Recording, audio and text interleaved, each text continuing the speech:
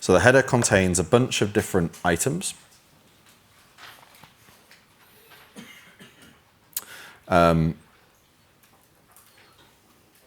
We've got the parent hash and the prior state root. This is the prior state root, not the posterior state root. That's a big deal. Most blockchains, Ethereum and Polkadot, well, most stateful blockchains like Ethereum and Polkadot, actually Bitcoin, I don't really consider this because its state machine isn't really explicitly referenced in the protocol. But whereas Ethereum and Polkadot, they are. They include a posterior state root, right? They basically include a commitment as to what the meaning of this block is, what the meaning of the transactions are, what effect it had on state. They include a commitment to that. We do not. This has an important consequence, which is that as long as we're sure that the block is valid, we can publish it before we know what it does. And it means that everyone, more or less all the validators, can be calculating the consequences of the block at the same time. If we don't do it this way, if we do it the way that they do it in Ethereum, and we've done it before in Polkadot, then it means that the block producer first has to calculate what the outcome of the block is, and then they publish it, and then everyone else can start their calculations on what the outcome of the block is. And you have to do it in that order. And that means that you're basically halving the amount of time you have to play with across the network for any given block. It means that your block transition, your state transition, definitely cannot take more than the block period divided by 2. Whereas now, we've relaxed that, and it can now definitely not take more than the block period. I mean, there's actually, you have to allow some time for like networking and communication and all the rest of it. But basically, we've got ourselves a lot more time because we're able to synchronize and have all the validators do all of their work at more or less the same time. We have an extrinsic hash. This is just a commitment to the rest of the block, the extrinsic part of the block. A time slot, right? We're oracleizing what time it is. Or actually not properly oracleizing the time. It's not like a regular, down to the millisecond timestamp. It's a slot index, but it gives us a 6-second accurate timestamp. We have the epoch. We have 3 markers: epoch marker, winning tickets marker, and judgments marker. Actually, the judgments marker is special.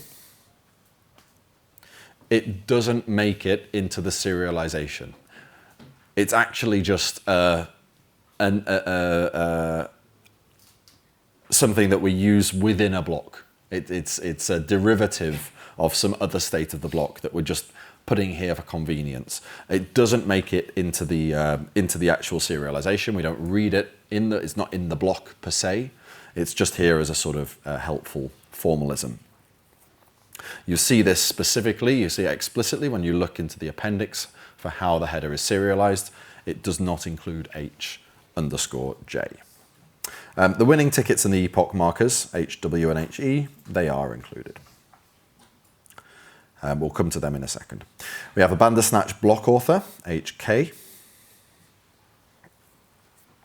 and 2 signatures. I think actually HK may also not be included, but I'm not gonna bet on that quite yet. And 2 Bandersnatch signatures. So we have the yes, we have the entropy yielding signature. This is the thing that gives us the entropy for our entropy pool. And then we have the seal signature, which is a thing that proves that the author of the block was indeed privileged to author this block at this time. So we have 2 different signatures. One is for entropy, the other is for authorization. Yeah. The entropy signature is really just a VRF. verifiable random function. We're only using it for its VRF functionality. The seal, on the other hand, we use it for both a VRF functionality because it's the thing that figures out, like, that identifies the ticket that I mentioned earlier, and it's also the thing that authorizes the block to be produced at all.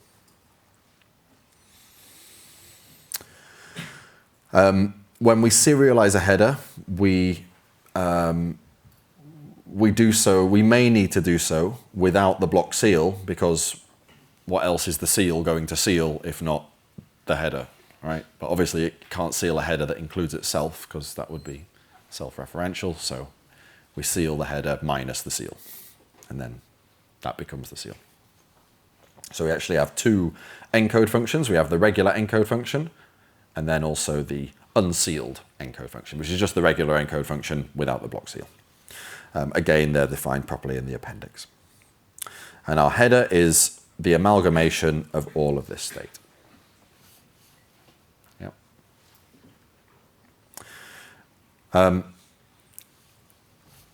It's a blockchain. That's what this section basically says. This equation 37, it's a blockchain. It's like there is a parent hash, and we assume that the parent hash, what it's a hash of, is another block. Yeah. I mean, in fact, it's the it's a hash of the header. We don't hash like the whole block. We don't need to, because the header already commits to the rest of the block. So we just hash the header. But that's what this HP, it's a hash. So blackboard H, that means a hash, 32-byte quantity. And then HP is the parent blocks, well, parent headers hash. That's what this is saying. The hash of the encoded parent of our header, H, bold H. We define the set of ancestor headers, bold capital A. These are all of the headers that have gone before, from our parent all the way up to the Genesis header. And that's what this little formalism says, equation 38. If a header is in the ancestors set, then it's either the current header or it's a parent of something in the ancestor set. And then we kind of define it self-referentially. Because as soon as we add a parent in there, we can add another parent in there. And the only block that doesn't have a parent is the Genesis block.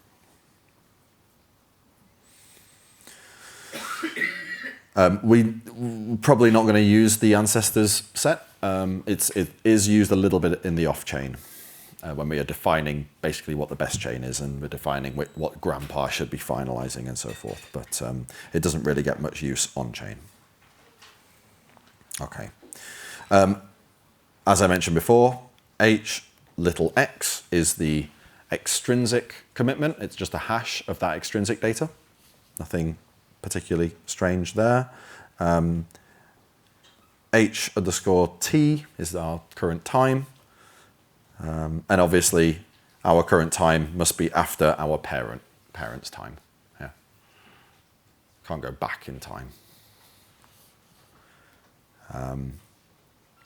And then we actually have this, oh no, calligraphic T. Where were we? Which is here. This is a magical term, which means the current time. Not from the state of the chain, just literally the clock time right now if I look at my clock, like my watch. Yeah. We assume common clock, and therefore we assume everyone knows what this is. And this bit just basically means the block is only valid when its time is at least the current time.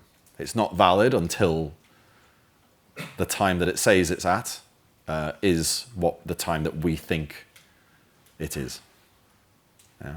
Can't produce a block that's in the future. Or if someone does, you ignore it until it's no longer in the future. It may become valid by virtue of this term moving forward all by itself, increasing all by itself, but it may not be valid at some particular point in time. Generally, that shouldn't happen because you should only be authoring a block when it's time to author the block, but it could be that people's clocks are not exactly in sync and people's networking is extremely fast, in which case you might end up getting a block slightly before its time is there. Good. Right. We have a state root, H underscore R. It's a hash, obviously. And it's actually the Merkle root using our special state Merkleization function, calligraphic M sigma of sigma, our state. So very, very simple. Calligraphic M sigma is defined properly, fully in one of the appendices, appendix, it doesn't say, D. There we are. I'm not going to go into it now. But that tells you how to take state and turn it into a hash. All blocks have a public key, which is what our HK is. It's actually not a key, it's an index into our current validator set. V is the number of validators, it's 1023. Therefore, an index into our validator set is blackboard N underscore V.